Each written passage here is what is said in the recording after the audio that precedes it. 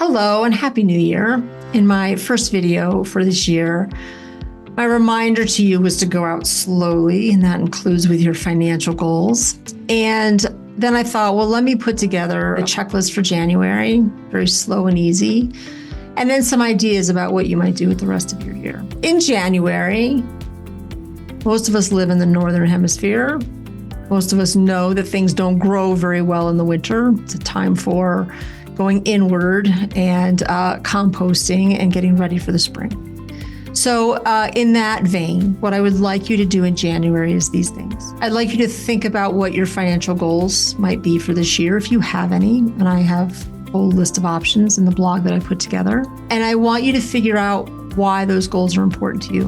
Who are they going to benefit? How will you feel when you get them done? Why would you ever want to do these things? Because most of these things are going to show up for you as shoulds. I should go do this. I should get this done. And that is not going to be particularly motivating when it comes time to actually do them. So why might you want this? And you don't have to get out of bed to do any of this thinking. That's the beauty of it.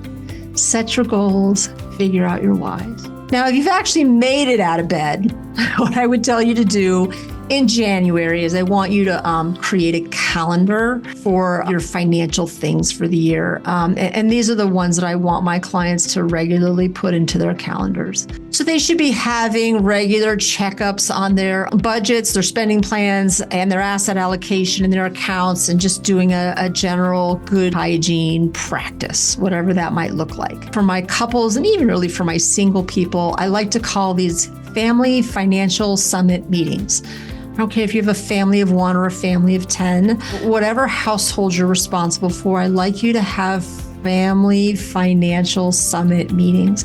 And typically they look something like this. You sit down for dinner, you have a glass of wine, you talk about your days, you then talk about financial things. And what I would like that to look like is here's what we spent, here's what we've paid for, here's how much we've saved, this is what our balance sheet, that's a very fancy financial word, but this is the state of the nation in terms of our assets and our debt. Are we on track or are we not? And what big expenditures do we expect over the next 3 or 4 months?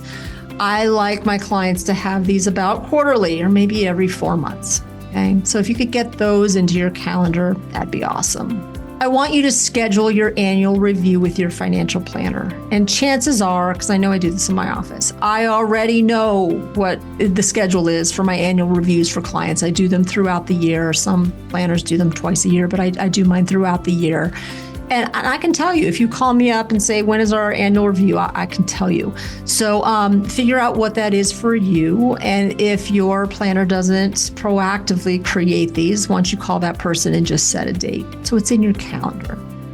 And then I want you to put any deadlines into your calendar that are important. So for instance, if you have to take a required minimum distribution this year, either from an IRA that you own or an IRA that you inherited, I want you to make sure that on December 1, you have either taken that RMD or you have made a decision about not taking it, or you've taken it earlier, you're going to take it in December, right? I want to make sure that that is in your calendar so you get it done.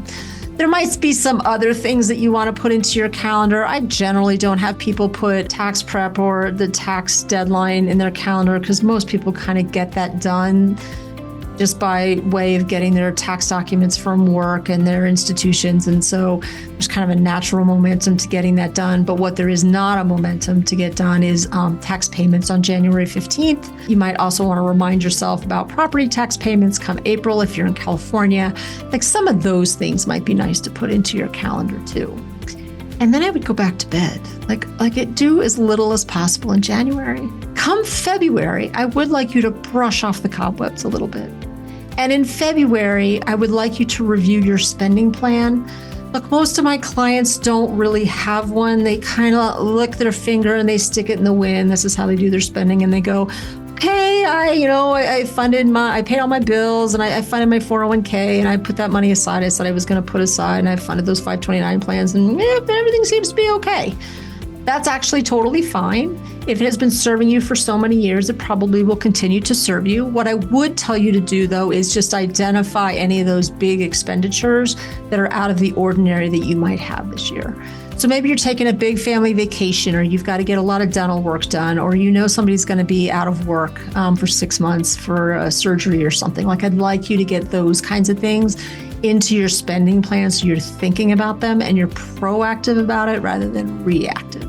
Also in February, I would make sure that you're saving enough money up to fund your retirement accounts by your tax filing date, whenever that's going to be and however much money that's going to be. So just make sure that you're on track to have that money available. I think people often forget, oh yeah, I got to pay taxes and I've got to fund those retirement accounts. Just make sure you're on track for that. And then the last thing I'd have you do in February is just, in March maybe too, is to focus on your financial clutter.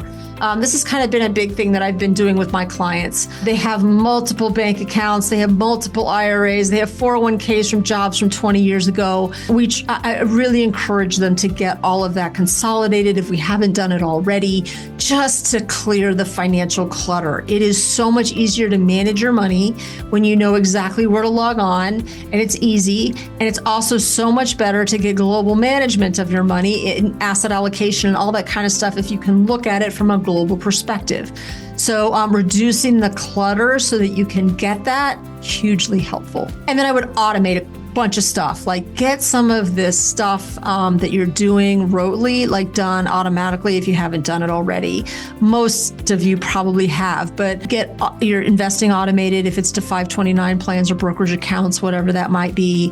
Automating your spending plan, automating your debt payments, automating how your spending is tracked if that's important to you. I also encourage automating RMDs or even Roth conversions if you're in the process of doing those this year and you are doing that on a monthly basis. Like, getting all that stuff automated, super helpful.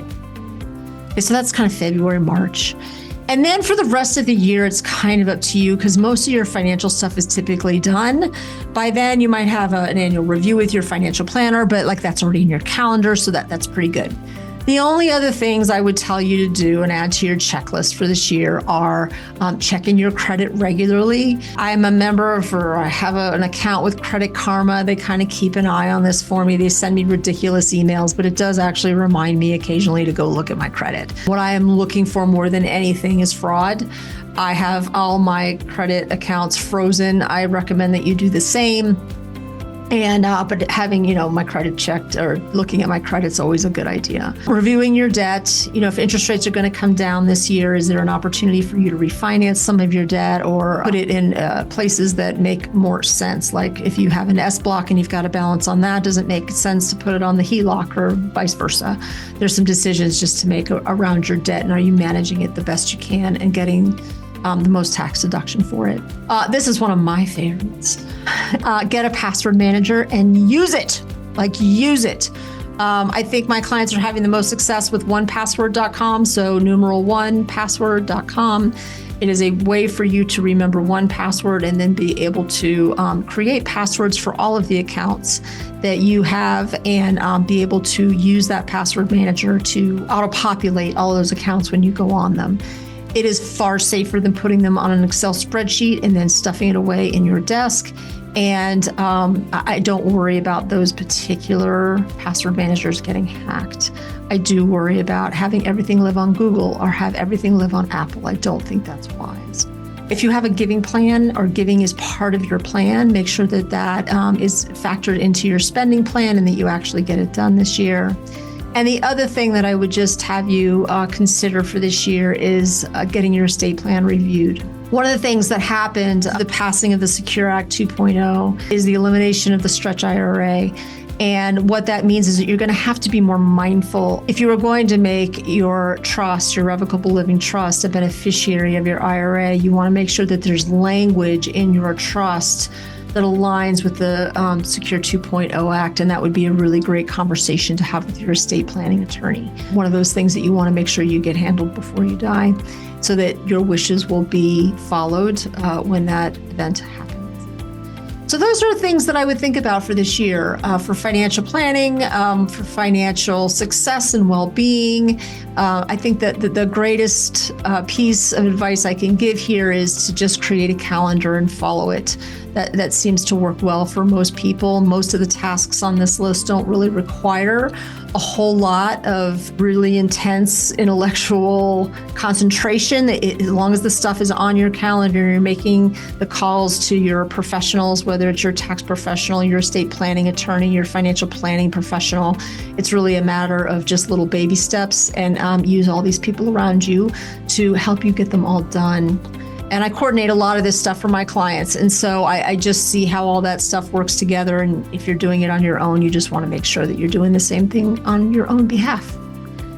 That's my suggestions for 2025. I wish you a wonderful year. I'm Jessica Lanning. Lanning Does Planning.